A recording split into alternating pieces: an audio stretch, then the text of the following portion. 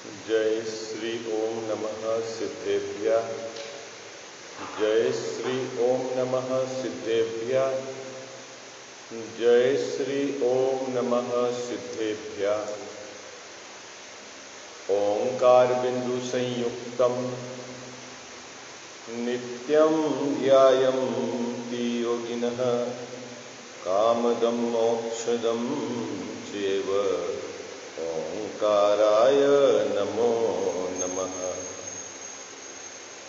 मंगलम भगवान वीरो मंगलम गौतमो गणी मंगलम कुंद कुंदार्यो जैन धर्मोस्तु मंगलम।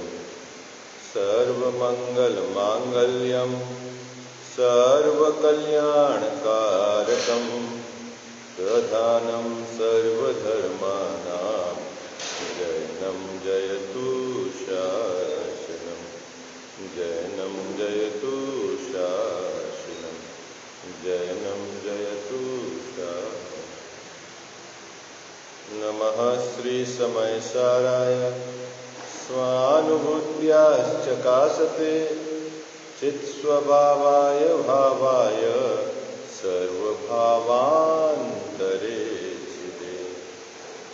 इस भव के सब दुखन के कारण मिथ्या भाव तिनकी सत्ता नाश करी प्रगटे मोक्ष उपाय। प्रगटे मोक्ष उपाय। जय बोलो देवशास्त्र गुरु की।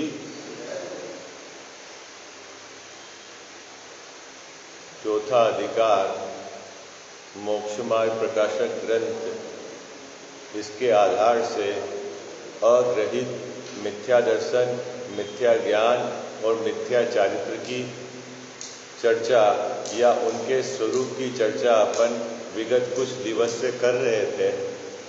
इनके स्वरूप को समझाने के संबंध में जो भी उदाहरण या जो लिए गए हैं, है ना, उस बात को स्पष्ट करने के लिए कि कैसे किन जीवों पर आपको घटाना है, ये बात कहकर टोडरमल जी साहब ने अग्रहित मिथ्या दर्शन ज्ञान चारित्र का प्रकरण यहाँ पर समाप्त किया है। और उसके पश्चात उनने एक बहुत सुंदर यहाँ पर लिया है विषय, वो है कि जीव को मोह की महिमा, है ना। बाबू जी, महिमा किसकी होती है? जगत में महिमा किसकी गाते हैं? जिसने बहुत अच्छा कार्य किया है ना। लेकिन टोडरमल जी साहब ने यहाँ जो शब्द लिया है, इस मोह ने क्या किया है उसकी यहाँ पर महिमा है। तो पहले अपना जो तीनों का उपसंहार रूप जो उन्होंने स्पष्टीकरण किया है वो अपन पढ़ते हैं, तब उसके पश्चात मोह की महिमा उसके संबंध में विचार करेंगे, है ना। इस प्रकार पेज नंबर 99 है। इस प्रकार इस संसारी जीव के मिथ्या दर्शन, मिथ्या ज्ञान और मिथ्या चारित्र रूप परिणमन अनादि से पाया जाता है। किसके? किसके? इस मिथ्या दृष्टि जीव के। कब से है बाबू जी? कब से है ये मिथ्या दर्शन ज्ञान चारित्र? अनादि से है। क्यों? अग्रहित मिथ्या दर्शन ज्ञान चारित्र का प्रकरण चल रहा है ना, तो अनादि से इस जीव को 7 तत्वों के संबंध में भूल है। अनादि से इस जीव ने जिसको भी जानता है उसमें इष्ट अनिष्ट की कल्पना करता है। अनादि से जीव ये कसाय रूप परिणमित होकर स्वरूपाचरण चारित्र के अभाव में मिथ्या चारित्र को धारण करता हुआ कब से परिणमित हो रहा है? ये अनादि से परिणमित हो रहा है। यहाँ समूह के रूप में सभी जीव की बात कही है। ऐसा भी आप समझ सकते हैं कि मैं स्वयं अनादि से मिथ्या दर्शन, मिथ्या ज्ञान और मिथ्या चारित्र रूप परिणमित हो रहा हूँ। कौन सा मिथ्या दर्शन ज्ञान चारित्र बाबू जी? जो इस अधिकार के अंदर समझाया गया है। 7 तत्वों की भूल मेरे को अनादि से है ना। इष्ट अनिष्ट की मैंने अपने कल्पना कर रखी है और जो भी चारित्र है ना, मिथ्या चारित्र के बाहर की क्रियाओं को ही मैंने धर्म मानकर या मंद कसाय के भाव को ही मैंने धर्म मानकर मैंने परिणमन किया है कि यही धर्म है। ऐसा काम कब से चल रहा है? अनादि से चल रहा है। देखो आप, है ना बाबूजी, अपन स्वयं बोलते हैं कि मैंने हर भाव में पूजन की, दान दिया, है ना, बोलते हो ना आपने, भव भव में जिन पूजन कीनी, दान सुपात्र ही दीनो। भव भव में मैंने समव शरण में देखियो जिनवर, क्या जिनेंद्र भगवान की समूह शरण में भी गया, पूजा भी की, दान भी दिया, व्रतों का पालन भी किया, है ना। स्वयं बोलते हैं हम मुनिव्रत धार अनंत बार, अनंत बार मैंने मुनिव्रत को धारण किया, लेकिन मेरा संसार समाप्त नहीं हुआ। उसका मूल कारण क्या है? कि मूल कारण यह है कि मैंने मिथ्या दर्शन ज्ञान चारित्र का अभाव नहीं किया। अब आज भी यदि मैंने जो पूर्व में अनेक बार कार्य करे हैं, जिस श्रद्धा जिस मान्यता के साथ कार्य किए हैं, है ना, वही वर्तमान में कर रहा हूं, तो बाबूजी क्या अंतर रहा? आप बोलते हैं ना मुनिव्रत धार अनंत बार, मैंने महाव्रतों का अनंत बार धारण किया है और मेरा संसार समाप्त नहीं हुआ है, तो क्या गलती रही थी उस समय बाबूजी? क्या गलती रही थी? हाँ, क्या गड़बड़ी रही थी कि उन व्रतों को धारण करते हुए वह व्रत ही धर्म है, वह शुभ भाव ही धर्म है, ऐसी मान्यता रखकर मैंने व्रतों को पाला। व्रतों में कोई दोष लग गया इसलिए मैं परिभ्रमण कर रहा हूं, ऐसा नहीं है।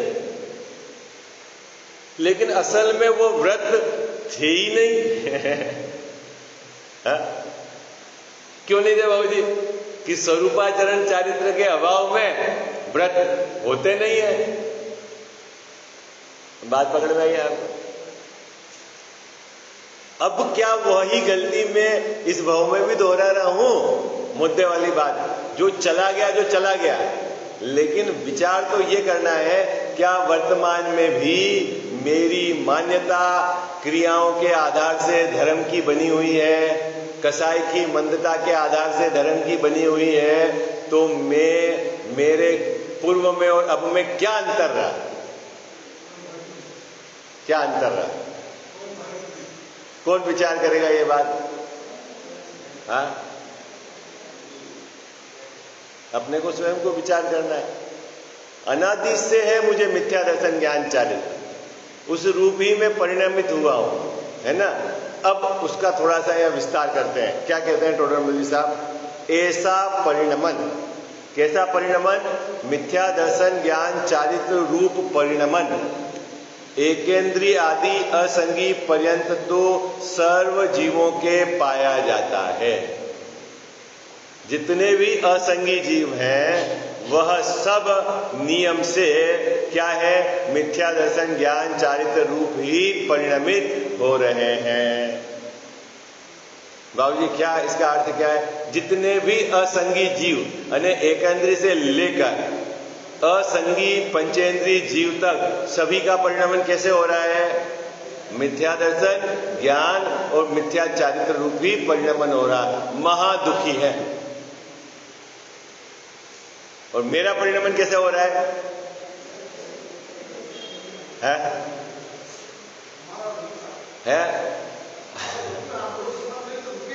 हमारा परिणमन साहब, हमारा भी मिथ्या दर्शन ज्ञान चाहिए, तो फिर आप में और असंगी जीवों में अंतर क्या रहा?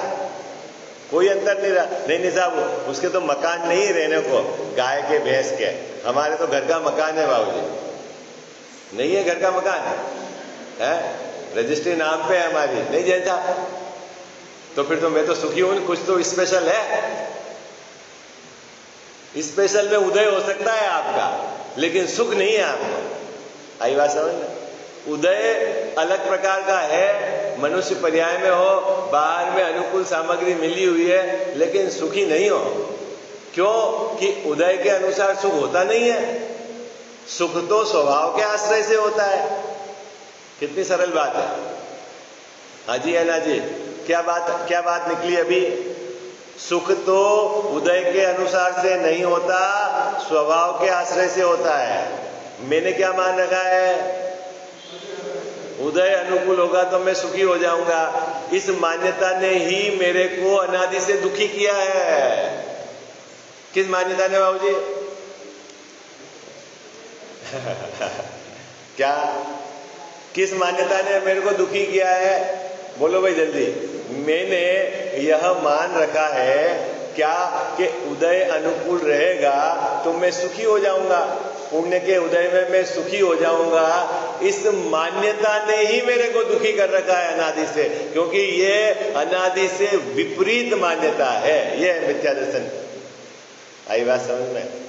बीमारी पकड़ में आ गई आपको। क्या सही करना है अपने को? उदय को सही नहीं करना है। उदय की अनुकूलता और प्रतिकूलता के आधार से जो आप मानते हो ना सुख दुख, वो गलत है।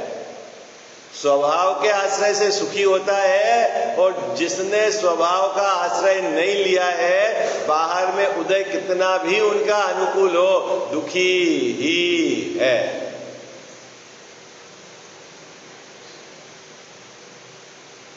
ज्ञानी धर्मात्मा बोलते हैं ना, चक्रवर्ती की संपदा काग बीट समान है। बीट बोले ना, कौवे की बीट है। ये तो जो है ना, ये नाम होता है। गाय की बीट को, गाय के लेटरिन को गोबर कहते हैं, कौवे के लेटरिन को बीट कहते हैं। सबकी अलग अलग है नाम। तो जैसा क्या हुआ, किससे तुलना करी? चक्रवर्ती की संपदा किसके उदय में मिलती है बाबूजी? पुण्य के उदय में मिलती चक्रवर्ती की संपदा। और उसकी तुलना करी कौवे के बीट, तो पुण्य का उदय किसके बराबर हो गया? अरे बोलो ना, बीच में से एक चीज हटा दो आप, किसके बराबर हो गया? ऐसा हमको लगता है।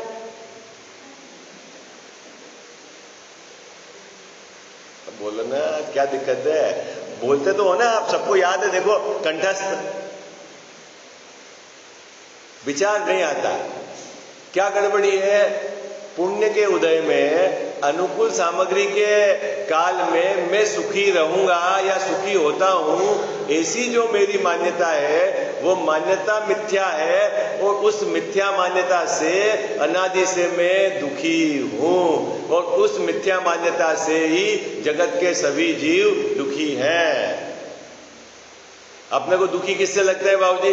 घर का मकान नहीं है, बेचारे के व्यापार धंधा सही नहीं चल रहा है, क्या करें, बच्चे प्रतिकूल है। आपको ऐसा ही लगता है ना दुख का कारण?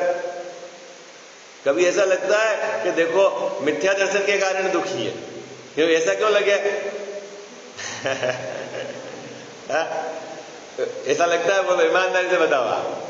जगत के जीव जैन साहब जो सुखी दुखी लगते हैं, किसके आधार से देखते हो आप?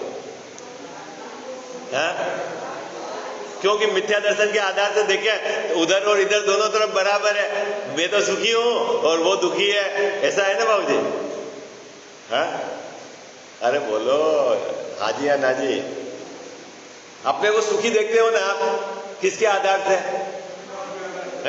सम्यक दर्शन ज्ञान चारित्र के आधार से बाबूजी? किसके आधार से? कि संयोगों के आधार से है? और वो जो मान्यता है, क्या बाबूजी? संयोगों के आधार से अपने को सुखी मानने की जो मान्यता है, असल में अनादि से उसके कारण मैं दुखी हूं। यह है मिथ्या। पकड़ में आ गई बीमारी आपको? बीमारी पकड़ में आई नहीं आई? अरे बोलो भाई जल्दी, आगे बढ़ना है अपने को। पकड़ में आ गई बीमारी है, अब बीमारी को पकड़ना। इलाज किसका करना है जैन साहब? बीमारी का। कब से है ये बीमारी अपने को? अनादि से है। इस बार तो अपने को अवसर मिला है, क्यों कि अपन ने पकड़ ली बीमारी क्या है। अब बीमारी को मिटना है कि नहीं मिटना है? बोलो ना, आवाज हानि आ गया है। बीमारी को मिटना है बाबूजी।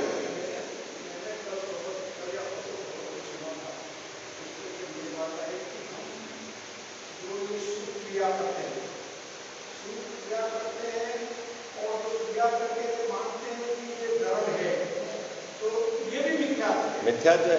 और इस क्रिया को करने की, इसको अलग करके बताया, इस क्रिया को करने के जो भाव आते हैं और ये भाव मेरा है, ये भी मिथ्या है ना, वो तो शुभ भाव मिथ्यात्व है। देखो क्या क्या गड़बड़ी, ये बताया कि भाव आएंगे, एक बात देखो, आपको लेकिन भाव को ये मानना ही मिथ्या है, मानना मतलब भाव आएंगे। देखो बाबू जी, क्या मैं आपको समझाता हूं। एक तो ये जो शुभ क्रिया हुई ना, शुभ क्रिया, शुभ क्रिया में एक और एक दो पार्ट है।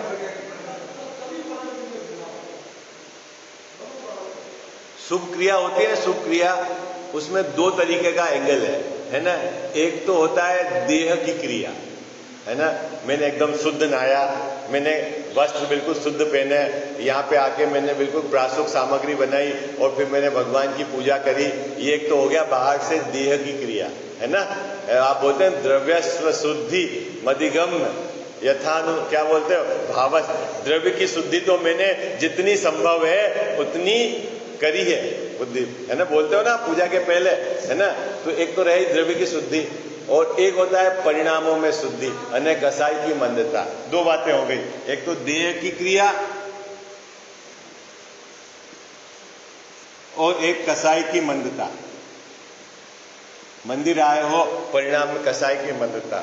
अभी इन दोनों के आधार से जो धर्म मानता है वो मिथ्या है। बात पकड़ में आई आपको बाबूजी? क्या अब आप पूछोगे क्यों मिथ्या है? ये तो समझाओ हमको क्यों मिथ्या है। आपने बोल दिया मानना मिथ्या है, लेकिन हम ऐसे नहीं मानेंगे। तो आचार्य देव कहते हैं देह की क्रिया तू कर नहीं सकता क्योंकि ये स्वतंत्र भिन्न द्रव्य है, और जब तू भिन्न द्रव्य की क्रिया का करने वाला बनता है तो तेने वस्तु की व्यवस्था को स्वीकार नहीं किया है, ये तेरे मिथ्यात्व चल रहा है। आई बात समझ? दूसरी बात, कसाई की मंदता, जो तेरे मंद कसाई के भाव आए हैं, ये तेरा स्वभाव भाव नहीं है। वह अपने कहते तीव्रता मंदता अपने अनुसार आती है, और तूने उस कसाई के भाव को जिसको मेटना है ना, जो दुख का कारण है, तूने उसको सुख का कारण मान रखा है, इसलिए तेरी मान्यता मिथ्या है। बात पकड़ में आ गई आपको? सरल है बात, जैन साहब, सरल है ना। क्या गड़बड़ी होगी? तो साहब ये जब दोनों बात करते हो तो हमको ऐसा लगता है कि हमको पूजा छोड़ देनी चाहिए, हमको शुद्धि छोड़ देनी चाहिए। ये कहां कही जा रही है बात? ये कहां कही जा रही है? हम तो ये कह रहे हैं कि तू शुद्धि कर ही नहीं सकता है।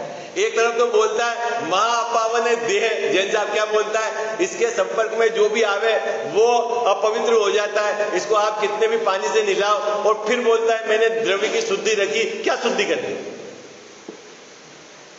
क्या कुछ कभी कुछ बोलता है, कभी कुछ बोलता है। तू क्या बोलता है, विचार तो करता है। श्रद्धा के स्तर पर बराबर ये ध्यान रहना चाहिए कि देह मुझसे भिन्न है, अनंत पुद्गल परमाणु का ढेरा है, उसकी जितनी भी व्यवस्था स्वतंत्र है, उसका वह करता है, वही उसका स्वामी है। मैं उससे अत्यंत भिन्न मात्र ज्ञाता हूं। इस श्रद्धा के साथ, इस श्रद्धा के साथ जैन साहब, अगर इसके भाव नहाने के आए और शुद्धि करने के आए तो आएंगे, भूमि के अनुसार आएंगे। ग्रस्त होंगे तो आप नहा धो के ही मंदिर जाओगे, और जब मुनि हो जाओगे तो नहाने के भाव नहीं आएंगे। आई बात समझ में? लेकिन गृहस्थ के काल में भी मैं शरीर को नहलाकर शुद्ध करने वाला नहीं, और मुनि के काल में भी नहीं। आई बात? वो है श्रद्धा का जोर। बाबूजी बात पकड़ में आ रही है? कसाई की तीव्रता मंदता भूमिका अनुसार आएगी है। खाना बनाने का भाव भी आएगा और मंदिर जाने का भाव भी आएगा। न तो मैं खाना बनाने वाला भाव का करता हूं और न ही मंदिर जाने के भाव का करता हूं, मैं दोनों काल में ज्ञाता हूं। बात पकड़ में आई आपको? बाबूजी क्या हूं मैं? अरे बोला ना भाई, अब तो आपको सब बात क्लियर हो गई है। अब तो आप अभ्यास करो, घर पे आनंद लो। हो गई कि नहीं हो गई क्लियर है? ज्ञाता हूं मैं जैन साहब, ज्ञाता, सब काल में ज्ञाता हूं, यो मेरा स्वभाव है। लेकिन अनादि से बाबू जी क्या गड़बड़ी हुई कि मैं ज्ञाता हूं, ज्ञाता ही रहता हूं, ऐसा होने पर भी मैंने देह की क्रिया का करने वाला बना और राग का करने वाला बना, इसीलिए अनादि से मैं दुखी हूं। कर तो सका ही नहीं, देह की क्रिया कर नहीं सका। आप सब शरीर को स्वस्थ रखना था जैसा, बाल तो मैं काले ही रखना चाह रहा था, बोलो कर सके? छोटे में थे तब तो करे, अब नहीं करे। बाबूजी ऐसा था है? अरे उस समय भी कहां करे, वो तो रहे उनकी योग्यता के अनुसार है? अब ये बाबूजी बात कहां, इस जीव का कर्तव्य का भूत उतर जावे है तो ये जीव निहाल हो जावे। बोलो कितना जबरदस्त कर्तापने का भूत चढ़ा हुआ है इसको। मैंने क्या क्या नहीं किया, अभी लिस्ट बैठो आप जैन साहब इस भवन के बाहर, तो लिस्ट है लंबी। बच्चों का ये करा, परिवार का ये करा, घर का ये करा, भाई का ये करा, समाज का ये करा, मंदिर का ये करा, और अपन बोले तूने कुछ नहीं किया, अलग हट। क्या नहीं बाबा जी, क्या स्थिति है? सुनने को तैयार है, इस सभा में तो सुन लेता है, बाकी बात है? कितना जबरदस्त मिथ्यात्व है। इसीलिए टोडरमल साहब को लिखना पड़ा कि मोह की महिमा है। सब कुछ सामने दिखता है कि मैं शरीर का कुछ नहीं कर सकता हूं, आज तक मैंने कुछ नहीं किया है, तो भी मोह की महिमा देखो कि उसी का कर्ता बनता है। जो जो पर्याय मिलती है यही मैं हूं। कितने गजब का जादू हो रहा है। मोह का भूत देखा आपने कैसा है? हाँ, मदिरा भूत, मदिरा पी हुई है उसने। किसने पी हुई है? अरे बोलो ना। हाँ बोलते हो, वो लय में बोल देते तो सब अच्छा लगता। महा मद पियो अनादि, मोह महा मद पियो अनादि है। किसने पिया है? ये देखो अभी यहां पर अभी चल रहा है अपना प्रकरण। अनादि से इस जीव ने मिथ्या दर्शन, मिथ्या ज्ञान, मिथ्या चारित्र के कारण एक समय को भी सुख प्राप्त नहीं किया है और 4 गति 84 लाख योनियों में भटक रहा है। ऐसा परिणमन एकेंद्रीय आदि असंगी पर्यंत तो सर्व जीवों के पाया जाता है, तथा संगी पंचेंद्री में सम्यक दृष्टि को छोड़कर अन्य सर्व जीवों के ऐसा ही परिणमन पाया जाता है। ओहो, क्या कह रहे हैं टोडरमल साहब कि भले ही बाहर में वो कितने भी नियम व्रत को पाले, यदि सम्यक दर्शन नहीं है इसका मतलब है वो मिथ्या दर्शन सहित ही है। बाबूजी क्या कह रहे हैं? सम्यक दृष्टि को छोड़कर ऐसा नहीं लिया कि बाहर में जो व्रतों को पालने वाला, ऐसा नहीं लिया है कि इसमें कुछ नियम ले लिए वो ज्ञानी। किसको ज्ञानी का आधार कहां से बनाया है बाबूजी?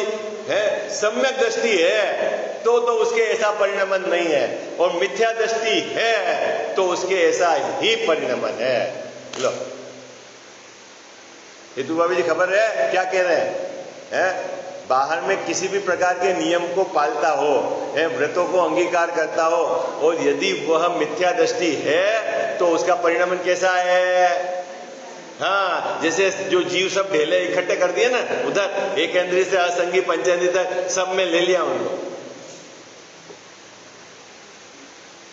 अपनी कौन सी पार्टी बाबूजी? अपन तो हमेशा बहुमत के साथ रहते हैं, ऐसा है ना? जैसे आप किस पार्टी में? अपन हम तो बहुमत के साथ हैं।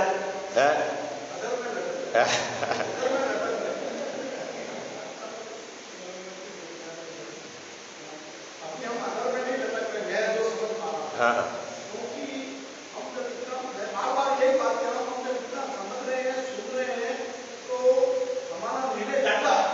देखो जितनी बार आपको मैं बताऊं, जितनी बार आप गहराई से विचार करोगे आपके संस्कार दृढ़ होंगे।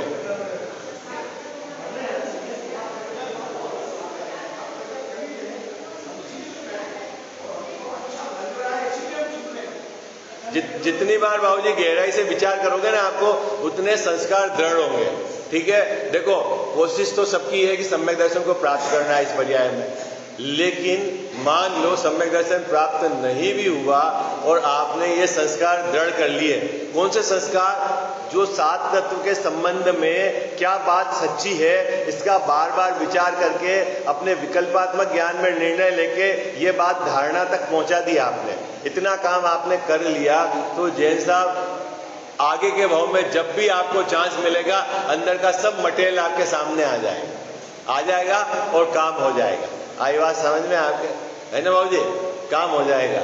और अभी उसके साक्षात उदाहरण है। अब श्रीमद है क्या, वो पूर्व भाव का जैसे जबरदस्त संस्कार थे, अब गुरुदेव श्री है पूर्व भाव के बाबूजी संस्कार नहीं होवे तो आप 5वीं पढ़े हुए समाचार का अर्थ कैसे निकाल लो? है जैसा अपने पसीने छूट गए, 25-25 बरस हो गए और अर्थ निकालने में और उनने निकाल लिया क्योंकि पूर्व में बहुत विचार करके निर्णय करके आए थे। ठीक है, सम्यक दर्शन नहीं लिया लेकिन वो मटेरियल तो था उनके पास, धारणा तक गया ना, क्या है ना, यह हवा धारणा तक पहुंचता है तो फिर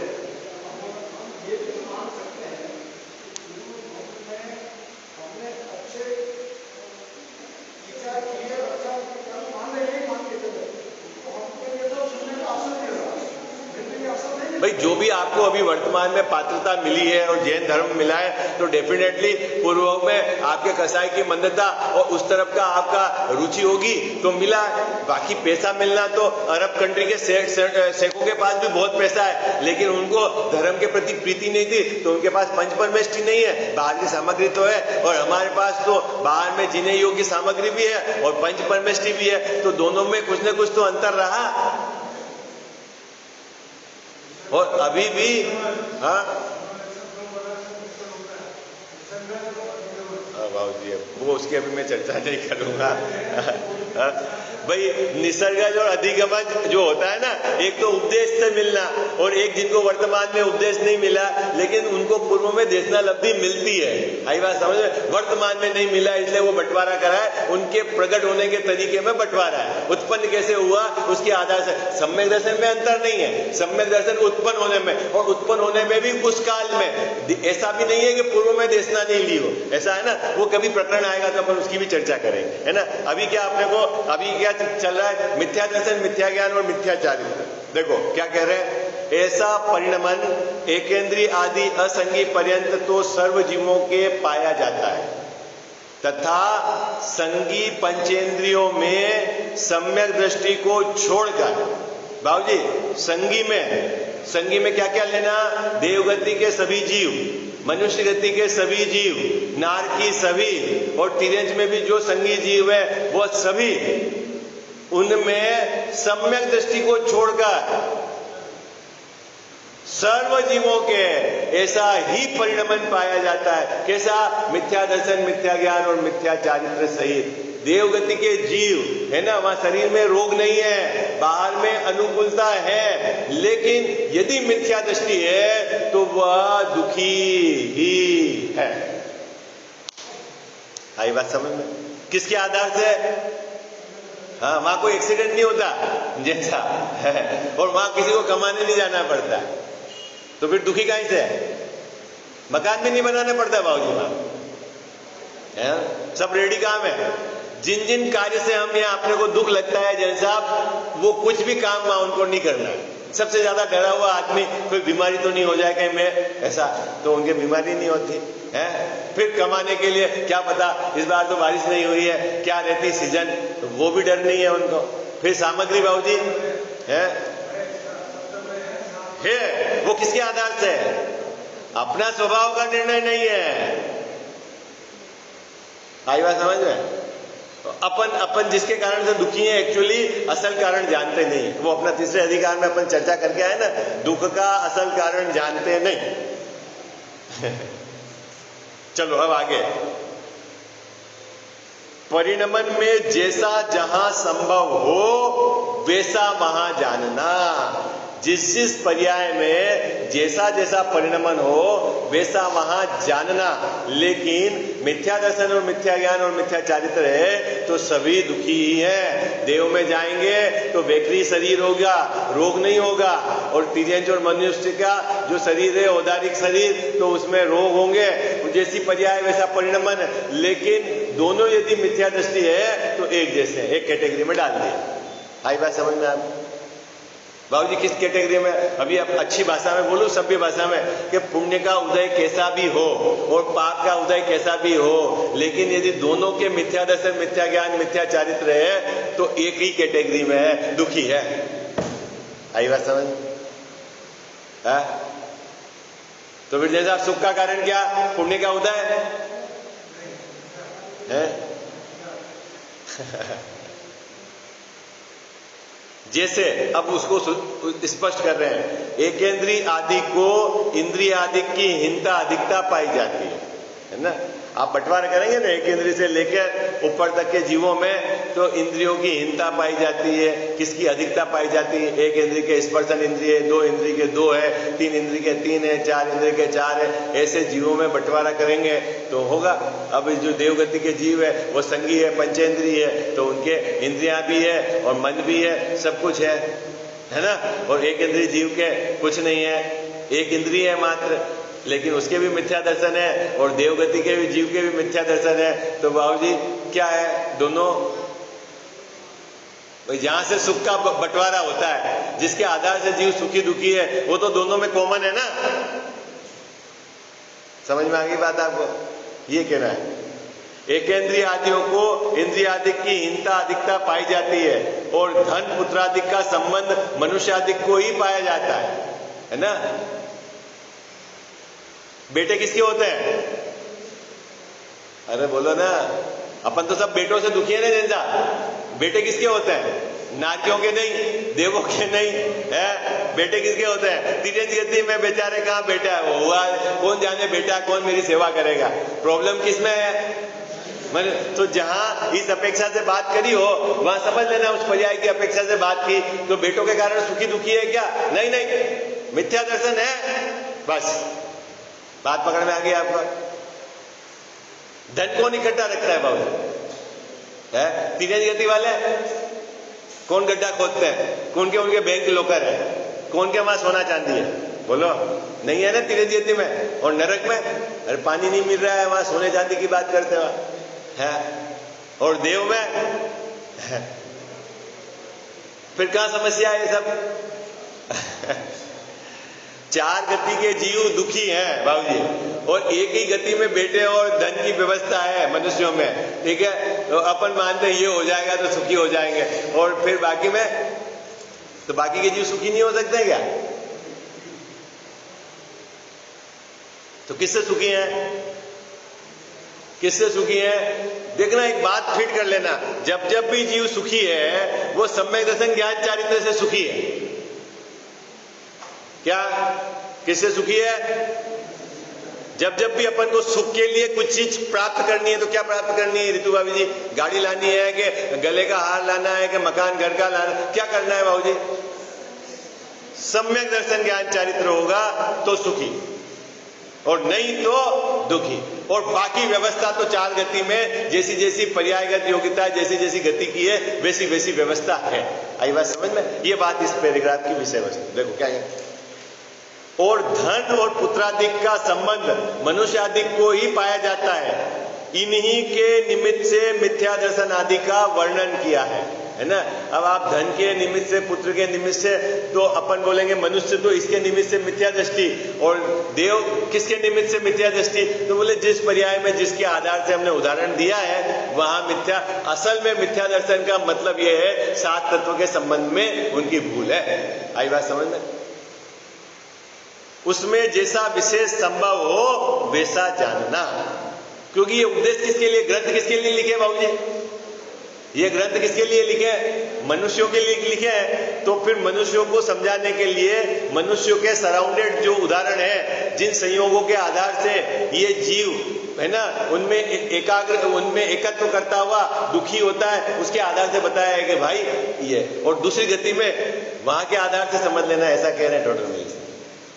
तथा एकेंद्रीय आदि जीव इंद्रिय शरीर आदि का नाम नहीं जानते, परंतु उस नाम के अर्थरूप जो भाव है उसमें पूर्वोक्त प्रकार से परिणमन पाया जाता है ना।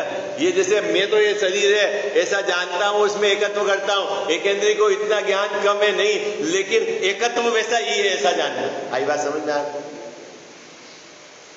जैसे अब उदाहरण देके स्पर्श कर रहे हैं, मैं स्पर्शन से स्पर्श करता हूं, मैंने हाथ से जाना छू के, ये माइक ठंडा है कि गर्म, और एकेंद्रीय को ये नहीं पता है कि मैंने छू के जाना, लेकिन ये जाना है ना, इससे वो उससे जाना है, तो ये मैं हूं, उसको स्पर्शन इंद्रिय में इस प्रकार का उसमें एकत्व है। आई बात समझ में? जो स्पर्शन इंद्रिय का उसको ज्ञान है, जितना पीछे ज्ञान का उगाड़ है, जितना वो जानता है, वह उसमें एकत्व करता है, ये मैं हूं ऐसा। देखो, मैं स्पर्शन से स्पर्श करता हूं, शरीर मेरा है ऐसा नाम नहीं जानता, लेकिन क्या जानता है? तथापि उसके अर्थ रूप जो भाव है उस रूप परिणमित होता है। उसके अर्थ रूप मतलब ये ही मैं हूं, ऐसी उसकी पर्याय में एकत्वपना पाया जाता है। तथा मनुष्य आदि कितने ही नाम भी जानते हैं और उनके भाव रूप परिणमन भी करते हैं इत्यादि विशेष संभव है उन्हें जान लेना। जैसा जैसा है ना, अपन ने यह मुख्य रूप से मनुष्य आदि के लिए उपदेश के लिए लिखा है, तो वो बात है, लेकिन कहना ये चाह रहे हैं कि जो भी उदाहरण दिए हैं मैंने, धन के दिए हैं, पुत्र के दिए हैं, शरीर के दिए हैं, और जो एकेंद्रीय आदि जीव ये नहीं जानते हैं शरीर मेरा है, वो अन्य गति के जीव धन इकट्ठा नहीं करते हैं, लेकिन उनके अगर मिथ्या दर्शन, मिथ्या ज्ञान, मिथ्या चारित्र है तो उनके प्राप्त पर्याय में एकत्वपना है। जैसी जैसी वहां पर्याय में जैसा है कारण वैसा मानना। ठीक है, इतनी बात हो गई। अब असल बात जो है जैन साहब कि सब कुछ समझ गया मैं, जैन कुल आ गया है, पंच परमेष्टि भगवान मिल गए, उनकी देशना सुनने को भी मिल गई, सब अपन सुन रहे हैं, उसके बावजूद भी मेरा इस देह से एकत्वपना नहीं छूट रहा है। दिखता है अपने को पुत्र पत्नी भिन्न है, बोलते भी कैसे भगवान के सामने, वनिता बेड़ी है, कैसे कैसे लगता है बाबूजी? वनिता बेड़ी, परिजन है रखवाले है, घर कैसा लगता है? जेल। बोलते हो ना बाबूजी? अरे बोलो ना, हाजी या नाजी बोलते तो है ना अपन है, उसके बावजूद भी जैन साहब जेल नहीं लगती। भगवान के सामने बोलते तो हैं लेकिन जेल नहीं लग रही है, तो ऐसा क्या चक्कर है? कोई न कोई गड़बड़ी है। तो टोडरमल साहब कहते हैं ये इसके मोह की महिमा है। अंदर जो मोह बैठा हुआ है उससे ये, अब उसकी महिमा को यहाँ समझाएंगे। बहुत सुंदर प्रकरण है, अपन अब उसकी चर्चा कल करेंगे।